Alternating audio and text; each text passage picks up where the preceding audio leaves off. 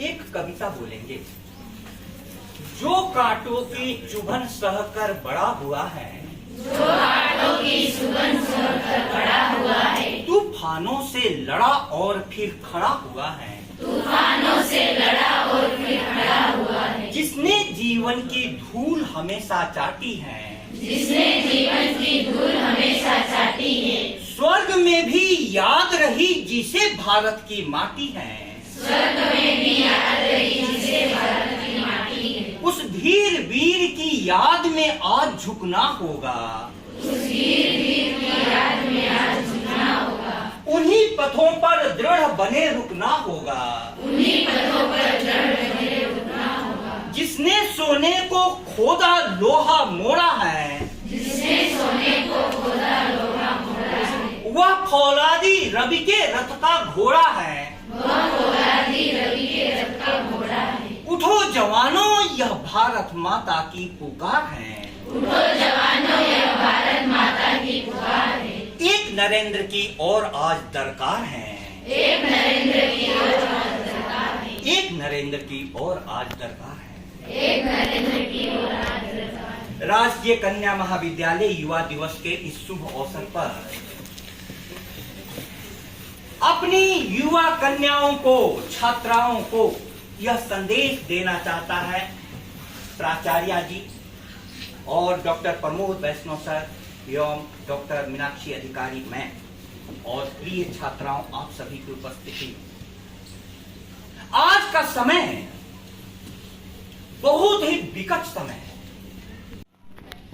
UGC ने सारे कॉलेजों को, सारे यूनिवर्सिटी को एक पत्र लिखा है और वह पत्र यह लिखा है कि प्रति वर्ष 500 लोग भारत में आत्महत्या कर रहे हैं। प्रति वर्ष 500 लोग आत्महत्या कर रहे हैं। आप इसके लिए कोर्स बनाइए, आप इसके लिए योजना बनाइए। अब हमारा महाविद्यालय, राजकीय कन्या महाविद्यालय, क्या इसमें योजना बना सकता है, क्या सोच दे सकता है? सोच बहुत बड़ी चीज होती है विद्यार्थियों। मैंने इसलिए कहा कि सोच को बदलने के लिए एक प्रमुख मुहावरा आपके ध्यान में लाऊं, प्रमुख लाइन आप लोग बोलना। मन के हारे हार है, मन के हारे हार है, मन के जीते जीत। मन के जीते जीत। आखिर ऐसा क्यों कहा गया? क्योंकि मन बहुत महत्वपूर्ण है। जिस दिन तुम मन से हार गए उसी दिन आत्महत्या होती है। थोड़ा सा हारे तो डिप्रेशन शुरू होता है, निराशा का दौर अवसाद में बदलता है और यदि गहरे निराशा में चले गए तो आत्महत्या का क्षण आ जाता है। अब आप लोग समझिए कि 500 नौजवान जिस देश में आत्महत्या कर लेते हो, गलती कहां है? इस समय में आपको नरेंद्र नाथ दत्त की युवा अवस्था की मैं याद दिलाऊं। उनका बचपन समृद्धि में बीता था और उनके घर में दान की भी परंपरा थी, लेकिन पिता के मरते ही अचानक सारा समय बदल गया। सारा समय बदल गया। जिस घर में दान दिया जाता था वो घर खाने के लिए अन्न को तरस गया। हालात यह हो गई कि स्वामी विवेकानंद, जिनका युवावस्था का नाम नरेंद्र नाथ दत्त था, वो निकलते थे और देखते थे कि माँ आज बोल रही है कि मैंने खाना खा लिया, रोटी बची हुई है, तो बोलते थे कि माँ मेरे दोस्त ने मुझको भी खाना खिला दिया, तुम ये रोटी खा ली। इतनी बुरी अवस्था आई। उस समय ब्रिटिश शासन की गुलामी का दौर, सामंती व्यवस्था का शिकंजा जनमानस का गला घोंट दिया था। उस पर से अशिक्षा, कुप्रथा, सती प्रथा उसी समय थी समाज में। कैसा समाज था? पूरा भारत अंधेरे में डूबा हुआ था। उस अंधेरे में डूबे हुए भारत से एक तरुण सूरज निकलता है। तरुण सूरज, युवा सूरज निकलता है और विवेकानंद बनता है। नरेंद्र मिटे। मां बाप ने नरेंद्र नाम क्यों रखा था? क्योंकि मां बाप की इच्छा थी कि नरों में इंद्र के समान इनका जीवन वैभवशाली हो, वैभवशाली, सुख सुविधा भी दिए। लेकिन नरेंद्र की मुलाकात जब गुरु रामकृष्ण परमहंस से हुई, आप सोचो, वह नरेंद्र विवेकानंद बन गया। न फिक्रे गुर्बत है, न अंदेशाए तन्हाई है। जिंदगी इतने हवादिशों से गुजर आई। क्या लाइनें कहती हैं। कोई अहंकार का फिक्र नहीं, न अकेले होने का। जिंदगी इतने हवादिश माने तूफान से गुजर आई है। ध्यान से सुनना एक लाइनें। न फिक्रे गुर्बत है, न अंदेशाए तन्हाई है। जिंदगी इतने हवादिशों से गुजर आई है। जिस हाल में लोग मरने की दुआ करते हैं, उस हाल में मैंने जीने की कसम खाई है। उस हाल में मैंने जीने की कसम खाई है। आप सोचो, एक समय में मरने की परिस्थिति में व्यक्ति जीने की कसम खाता है। इसका नाम विवेकानंद है। आजकल के युवाओं में हो रहे आत्महत्या को जब कभी भी मैं गौर से देखता हूं, तो अधिकतर आत्महत्या कॉलेज में भी 2 प्रोफेसरों के बेटे ने आत्महत्या की। उनके जीवन में कोई कमी नहीं थी, सोच में कमी थी। अधिकतर आत्महत्याएं जो हो रही है, कोई मोबाइल के लिए इस जीवन को फांसी पर लटका दे रहा है, कोई गाड़ी के लिए, एक तो लड़की ने चप्पल के लिए। यह क्या हो गई सोच? हम कैसे इस युवा पीढ़ी को बदलेंगे? इस फिर से मैं आपको भरोसा दिलाऊं, इस युवा पीढ़ी को बदलने का एक मात्र उपाय है शिक्षा, शिक्षा और शिक्षा। पढ़ाने वाले शिक्षक, शिक्षक और शिक्षक। इसके अलावा कोई दूसरा उपाय नहीं है। मैं आखिर नरेंद्र ने क्यों सुसाइड नहीं किया?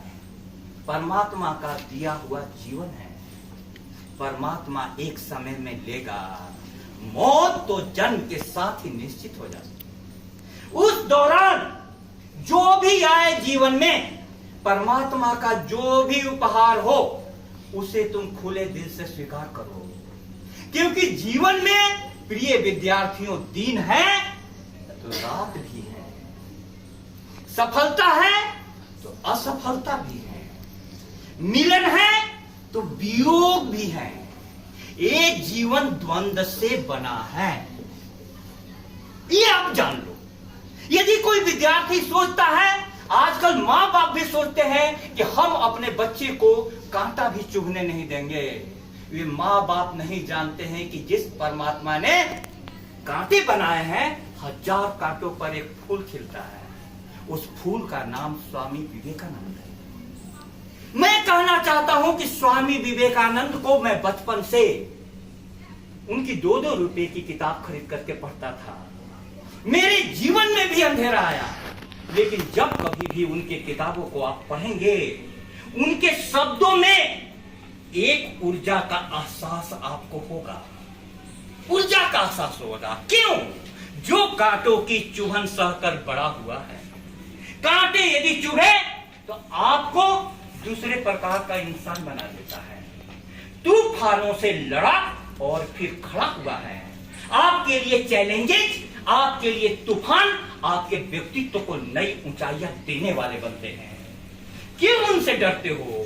क्यों उनको हटाना चाहते हो? एकदम मत हटाओ, स्वागत करो। मैं कहता हूं स्वागत करो, क्योंकि जीवन में चुनौतियां नहीं हो, जीवन में असफलताएं नहीं हो, जीवन में कठिनाइयां नहीं हो, तुम्हारा जीवन एक लूंज पुंज हो जाएगा। सबसे बड़ी बात आत्महत्या को रोकने में मैं आपको एक छोटी सी कहानी सुना दूं। आप सोचते क्या हैं? आप कौन हैं? हम सोचते हैं तो हम अपने आप को मानते हैं बहुत ज्यादा तो तन। सबसे ज्यादा हम तन को सजाने में देते हैं समय। आप देखो, सबसे ज्यादा मार्केट चल रहा है कपड़ों का, पाउडर का, लिपस्टिक का, क्रीम का, सारा मार्केट तन को सबसे ज्यादा।